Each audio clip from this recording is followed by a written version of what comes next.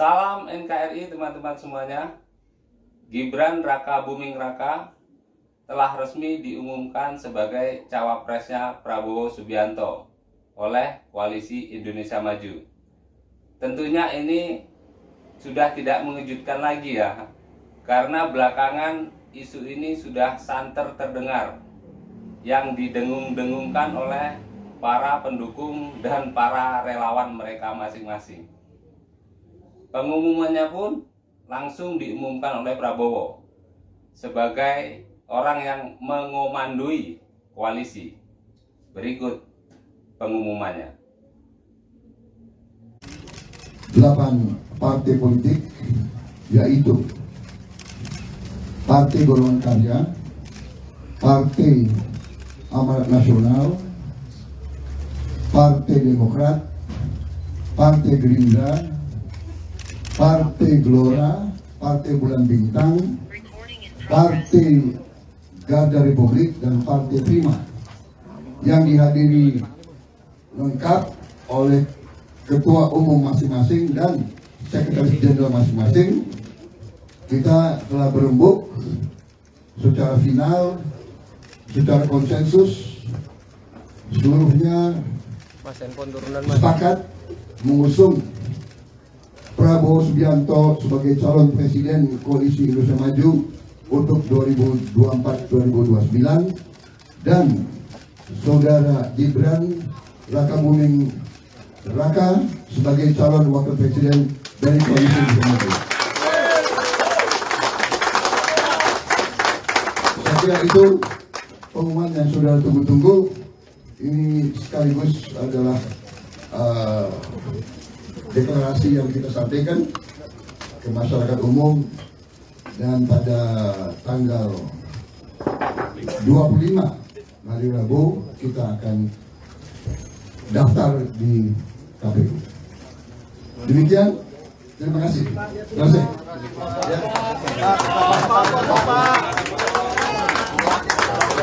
Ya. Tidak ada pertanyaan lagi.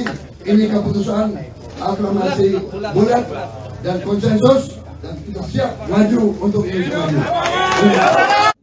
Sayangnya saat pengumuman itu tidak dihadiri oleh Gibran.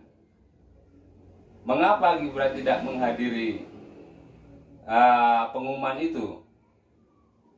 Ya tidak tahu ya. Padahal itu kan momen yang sangat krusial, momen yang sangat penting bagi dia. Tetapi dia nggak hadir. Ada apa dengan Gibran? Bagi teman-teman yang penasaran kenapa, berikut jawabannya. Calon presiden dari Koalisi Indonesia Maju adalah Prabowo Subianto, dan calon wakil presiden adalah Gibran Raka Buming.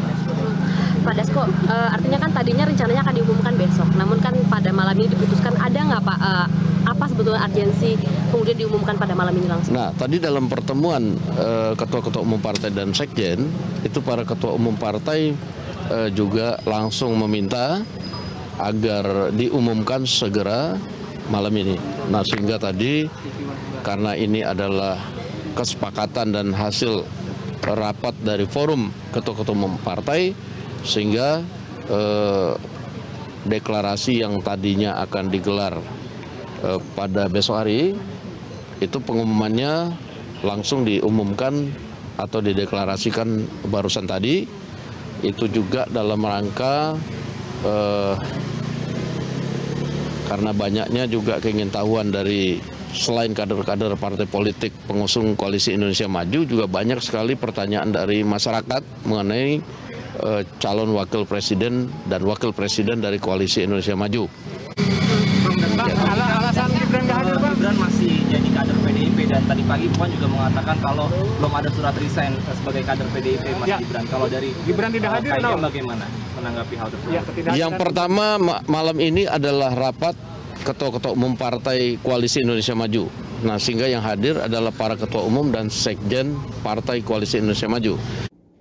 Setelah Mahkamah Konstitusi mengabulkan gugatan batas usia minimal 40 tahun menjadi 35 tahun untuk menjadi calon presiden atau wakil presiden, tetapi dengan catatan yang sudah pernah atau sedang menjabat sebagai pejabat negara atau kepala daerah. Nah, jadi yang di bawah usia 40 tahun tetapi sedang menjabat atau sudah pernah menjadi kepala daerah atau pejabat negara dibolehkan untuk mencalonkan diri sebagai capres atau cawapres.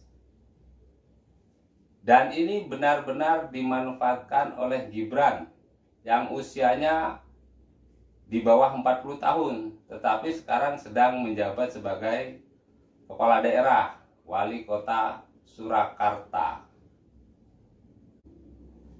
Situasi ini juga benar-benar dimanfaatkan oleh Gibran untuk mengembalikan popularitasnya yang meredup setelah Kaisang, adiknya, didaulat sebagai Ketua Umum Partai Solidaritas Indonesia atau PSI. Saat itu nama Gibran benar-benar tenggelam, tidak dibicarakan lagi oleh banyak masyarakat ataupun diliput oleh media. Lantas bagaimana dengan Prabowo Subianto? Dia seringkali memanfaatkan keberhasilan Presiden Joko Widodo dalam kinerjanya dalam membangun dan memimpin Indonesia. Kepuasan publik terhadap kinerja Presiden Joko Widodo mencapai 82%. Untuk Prabowo sendiri yang menjabat sebagai Menteri Pertahanan atau Menhan, kita belum melihat prestasi apa yang telah dia capai.